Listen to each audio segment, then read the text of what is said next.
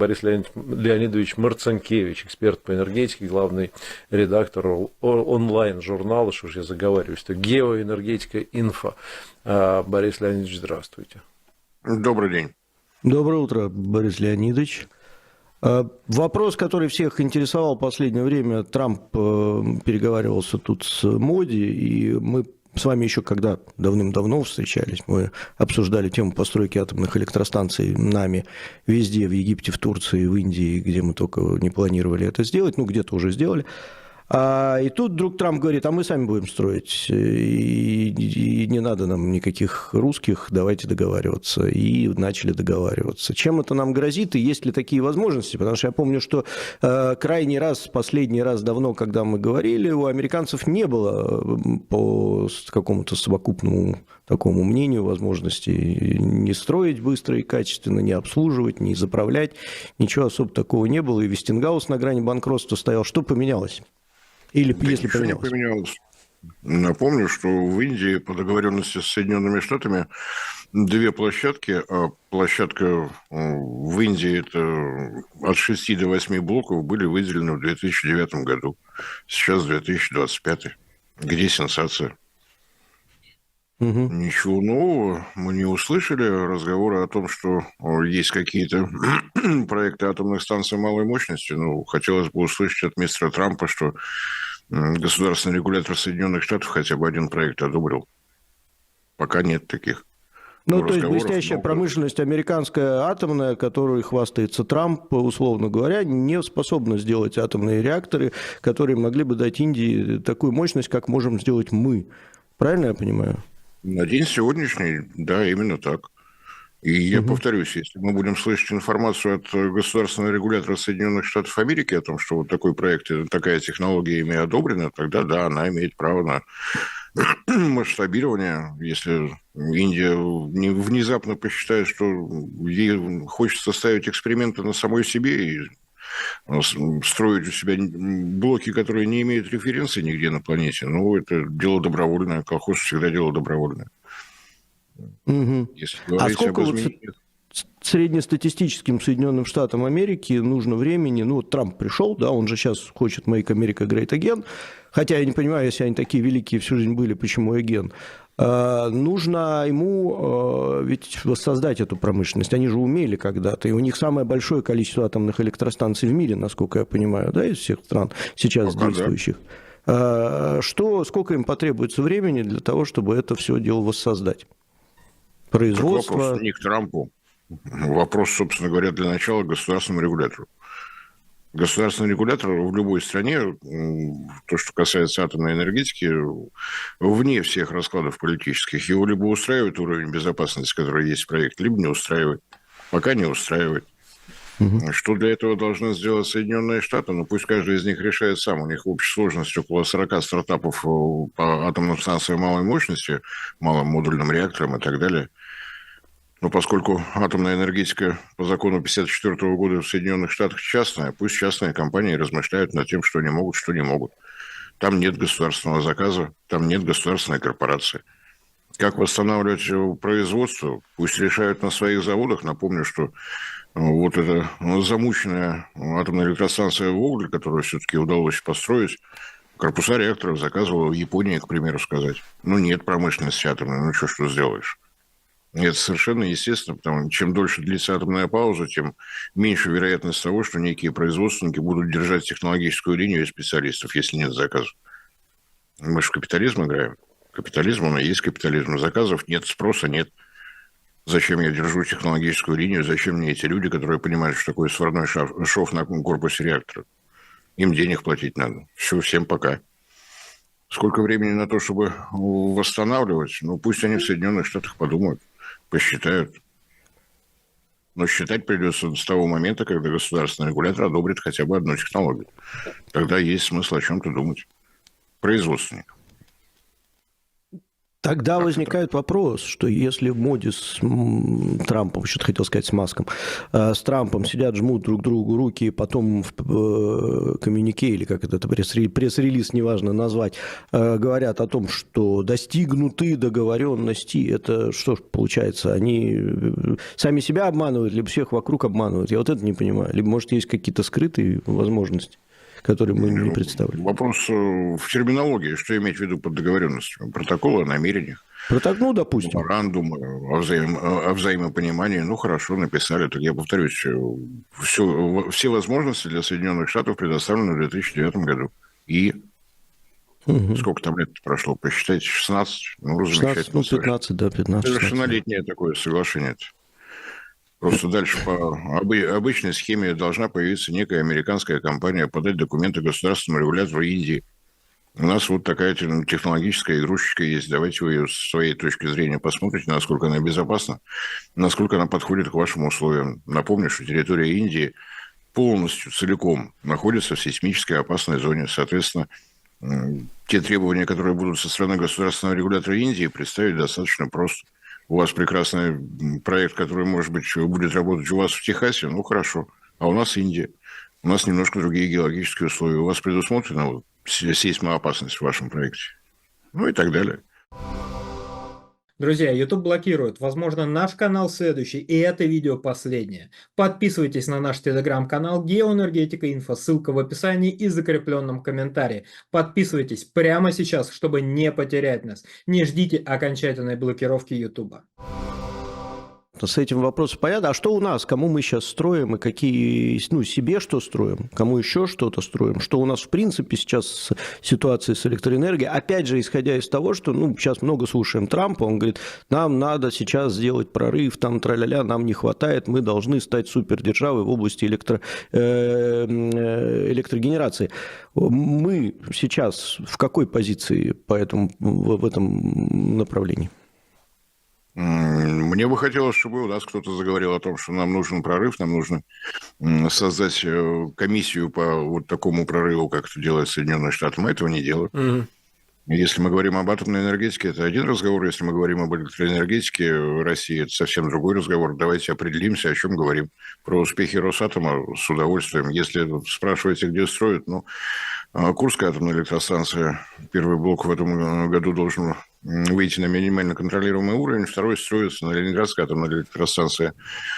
Оба новых блока уже строятся. На Смоленской пошла строительная подготовка площадки. На Смоленской атомной электростанции это станция замещения в Кючусе. На месторождении Кючус в Янском районе Якутии подготовительная работа закончена. Будем надеяться, что техническая документация доберется до ПКБМ имени Африкантова, приступит к строительству реактора «Ритм-200Н». 55 мегаватт мощности, изолированный энергорайон, Якутия, добыча золота. Если у Росатома удастся договориться с компанией «Селигдар», то и компания дочерняя «Селигдара», русская олово, закажет еще один реактор. Там достаточно компактно несколько месторождений крупных не только золота, но и олова. Есть вариант, что это превратится в территориально-производственный комплекс, базирующийся на 2 атомных реакторах. Такое вот сказочное явление. Подготовительная работа на площадке в Узбекистане идет. Там будет строиться сразу 6 малых реакторов. Может быть, в Индии какие-нибудь другие настроения появятся после того, как мы стартуем наконец. Ожидается, что в этом году уже все будет начато. Как-то так. Где мы строим за пределами России? Свою атомную электростанцию мы строим в Турции по заказам. 2 в Китае, 2 блока в Индии, должны начаться еще 2. Там на площадке Кудан-Кулам 8 атомных реакторов предусмотрено.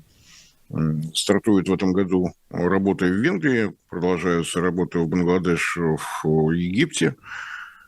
Вроде бы пока все. В Иране, конечно, об этом мы не говорим. У нас почему-то такая фигура умолчания бушерская. Вроде говорили не раз. АС-2, АС-3 стройки идут, но с Ираном договоренность такая совершенно по-честному, приблизительно в одинаковой ситуации. Мы их, правда, по количеству санкций обогнали таким стремительным спуртом. Ну, и они понимают, в какой ситуации находится строительство, идет по мере того, как Иран находит очередную пачку денег для финансирования очередного этапа. Вот смотрите, у нас зритель наш пишет, который все знает, бывал я на Курской АЭС, про прорыв я бы не говорил, разработки 70-х годов. У нас что, нет новых разработок никаких? Все если на человек брежневских... не хочет говорить про ритм, про работу в Северской, пусть не говорит. Мы же не заставляем никого говорить, правда? Ну, бывал он. Хорошо, поздравляю, я бы тоже с удовольствием съездил. Вопрос-то в чем? Вопрос в том, что старые разработки, новых нет. Прорыва нет, ничего нет. То есть проект «Прорыв» отсутствует в природе, но вы будете отвечать на все вопросы подобного рода? Не-не-не. Давайте я вам сейчас, вот прямо сейчас позвоню и сообщу, что у нас Росатома нет. Ну, давайте обсудим. Можно отвечать на вопросы, которые какой-то конструктив под собой несут? Да, хорошо, переходим к конструктиву. Слышали все, читали, слышали много новостей про то, что у нас в Северных морях приливные электростанции планируются или даже уже там где-то что-то строится. Расскажите, что это такое, что говорят, что это какая-то там революционная технология и прочее. Простым обывателям нам не понять. Росгидро вывела из эксплуатации единственную на территории России приливную электростанцию в связи с ненужностью. Точка. А почему она не нужна? Почему она не сработала? Потому что спроса нет. На электричество? Спроса нет. На электричество. О как. Все очень просто. То есть у нас избыток получается электричества? Нет, у нас не получается, к сожалению, избыток. Но в том районе, где работала в Архангельской области эта электростанция, спроса нет. Угу. Ну, что делать? Прилив, да, если есть высокая волна, можно действительно попробовать поставить турбину, которая эту волну, грубо говоря, ловит, и на отходе ловит второй раз. Идея хорошая, потому что приливы и отливы 2 раза в день, 2 раза в сутки. То есть 4-жды можно запустить вот такую приливную электростанцию. Прилив-отлив, прилив-отлив. Угу. Удобно это? Нет, неудобно. Работающие варианты, мне очень нравится французский один вариант. Там действительно узкий фьорд, они перегородили плотиной, и волна заходит, ее не отпускают. Плотина держит. Работает в режиме обычной гидроэлектростанции. К тому моменту, когда ждем следующую волну, предыдущий объем воды ушел, включаемся еще раз. Вот вся идея. Если есть возможность построить такую плотину, и после прихода воды электростанция работает в режиме обычной гидроэлектростанции, вода через гидроагрегаты, ротор-статор, поехали. Да, пожалуйста. Проекты, которые у нас время от времени в прессе всплывают, в Пензенской губе замечательная волна, прекрасная, 100 гигаватт можно построить электростанцию. Вопрос, что с этой электроэнергией делать? Это Камчатка. Давайте лампочки в берлогах повесим. Давайте на оленьих стойбищах там какую-то рекламу развесим. Нет спроса. Нет спроса, потому что для того, чтобы заниматься развитием электроэнергетики, нужно подходить комплексно к решению. Важно не только источник генерации, но и потребители. Искусство ради искусства так не бывает. У нас пока этого нет, у нас пока рынок, у нас все в порядке. Понятно. И тогда какие, получаются, перспективы-то у нас, вот кроме атомной электроэнергетики? Я так понимаю, что тут мы пока достойно смотримся на мировой арене, а в остальном? В остальном мы ждем, когда будет выполнено, может быть, будет выполнено поручение президента в адрес нашего замечательного правительства. Разработка энергетической стратегии на период до 2050 года у нас продолжается. Первый раз об этом заговорил Владимир Владимирович в 2022 году. Срок был до середины 2023 года, потом до конца 2023 года, и так далее. Сейчас вот до конца первого квартала, вроде немного осталось, мы ждем энергетическую стратегию. Министерство энергетики считает, что обсуждает эту стратегию, положение этой стратегии с общественностью. Я не в курсе, где эта общественность, к сожалению. Проект стратегии в режиме для служебного пользования был разослан руководителям субъектов федерации и крупных энергетических компаний.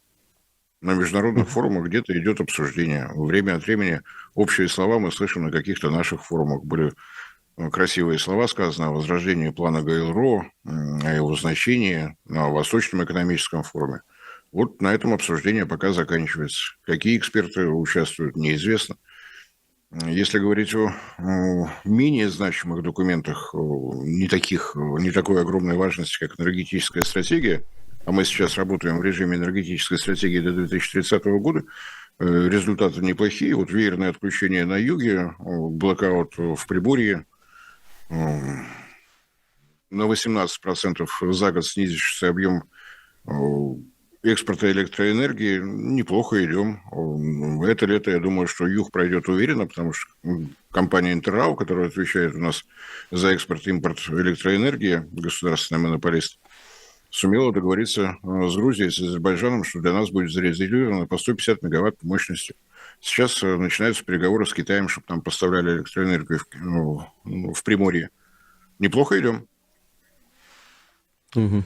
Борис Леонидович, тут вот свежие новости поступают. Значит, Кирилл Дмитриев в комментарии Нью-Йорк Таймс сказал, что американские нефтяные компании в какой-то момент могут вернуться в Россию. Можете прокомментировать, пожалуйста? Нужно ли это нам, зачем и о чем идет речь? Я не очень понимаю, о чем идет речь и зачем нам это надо, потому что по оценке, опять же, американских экспертов, в зависимости от технологии бурения в России за 2 года с 60% снизилось до 15%. Да, у нас по-прежнему нет технологии морского бурения, нужны чьи-то заемные, но у нас есть сделка ОПЕК+. Собственно говоря, по этой причине наши нефтяники не напрягаются с работами на шельфе, с работами на морских глубинах. У нас есть чем заниматься без американцев. Те разработки, которые велись совместными усилиями с европейскими компаниями и с прочими, мы сейчас совершенно спокойно делаем самостоятельно. Так что я бы дождался комментариев не от господина Дмитриева, а от наших нефтяных компаний. Нужна им сейчас такая поддержка или нет. И, разумеется, хотелось бы услышать комментарий Александра Новака, который отвечает у нас за топливно-энергетический комплекс. Приход американских компаний для увеличения объемов добычи для выхода из сделки ОПЕК+? Я не понимаю.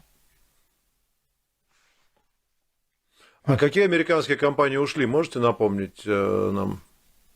Ну, у нас вся верхушка американских нефтяников была здесь. И Exxon, и Chevron, все у нас тут были. Очень хорошие отношения с Exxon были. Вот в Карском море вместе открыли месторождение Победы в 2016 году в разгар санкций. Я думаю, что у них глубокая благодарность господину Обаме по договоренности. Exxon откуда-то из Мексиканского залива перетащил буровую платформу. Как только начали приступать к бурению, посыпались крымские санкции. Exxon получил исключение на 2 месяца, для того, чтобы, простите, все на месте, может быть, мы доработаем. Разрешили. Бурение ввели американцы, они действительно, чтобы в 2 месяца вписаться, притянули своих специалистов, которые в 3 смены бурили. Получили фонтан нефти и сообщение о том, что дальнейшего продления не будет. Роснефть с благодарностью проводила, вместе порадовались тому, что вот есть месторождение, называется Победа. Приходите, если что. Я думаю, что... Ну вот, может быть, они, если что, и придут туда же обратно. Повторюсь, у нас есть сделка ОПЕК+, и ограничения по объемам добычи. Угу. Я не думаю, что Роснефть остановилась бы. Да, у нее есть огромный проект «Восток-Ойл», но здесь разведано, здесь не так уж далеко от берега, здесь можно что-то делать, но упираться не стали. Есть сделка ОПЕК+, и нет желания заливать мир нефтью, чтобы уронить стоимость барреля. Ну, ни малейшего. А увеличить объем добычи, чтобы развалить вот эту сделку, причем они находятся сейчас в столице Саудовской Аравии, напоминаю, это, безусловно, лидер ОПЕК. Один раз мы уже поссорились в 2020 году. Хорошо одумались, помирились.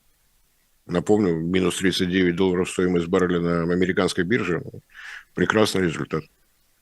С той поры как не вижу желания ни у кого, кто подписывал соглашение ОПЕК+, не вижу ни у кого желания взять его развалить. Подскажите, 2 минуты у нас осталось. Расскажите нам, пожалуйста, про энергетику и энергетическую ситуацию в Европе. Сейчас много слухов ходит, что у них там все без нас разваливается, все плохо, без газа, без нашего и на зеленой американской энергетики. Как на самом деле обстоят дела? Ну, можно открыть торги на биржах, посмотреть, что там делается. Ну, цены, грубо говоря, где-то в 7-8 раз выше, чем в России, если с нами сравнивать. Розничные вы имеете в виду? Нет, я имею в виду оптовые. Оптовые. Мгм. Биржа не дает розничных цен. Это другие агрегаторы. Там тоже можно поковыряться, но это уже зависит от национальных законодательств, у всех свои. Это да, это проблема, но с одной стороны. С другой стороны, они добились чего хотели. Вот они теперь зелененькие. Ну, правда, электроэнергия дорогая. А с учетом того, что с 1 марта войдут в действие решение повышения пошлин на ввоз стали и алюминия, ну, очевидно, вот эти две отрасли в Европе пострадают очень сильно, потому что до 25% объемов экспорта шло именно в США. По таким ценам уже не будет. И будет продолжаться та же тенденция, которую задал еще Байден, подписавший закон о защите инфляции, который предусматривает серьезные льготы для предприятий реального сектора, если они открывают новые предприятия в США. Там пошлин будут нет. перетаскивать, Там да? стабильная цена на электроэнергию. Мгм. Так что процесс идет. Но, с другой стороны, о чем мы огорчаемся? В 2009 году были приняты все документы, необходимые для этого закона ВИА, третий энергетический пакет, целевая модель европейского газового рынка. Но вот они получили результат реализации всех этих замечательных положений. Ну, хорошо. Мы-то здесь при чем? Они молодцы. Написали, сделали. Понятно, понятно. Спасибо огромное Борис за Леонидович, спасибо вам большое. экспертную Спасибо. оценку.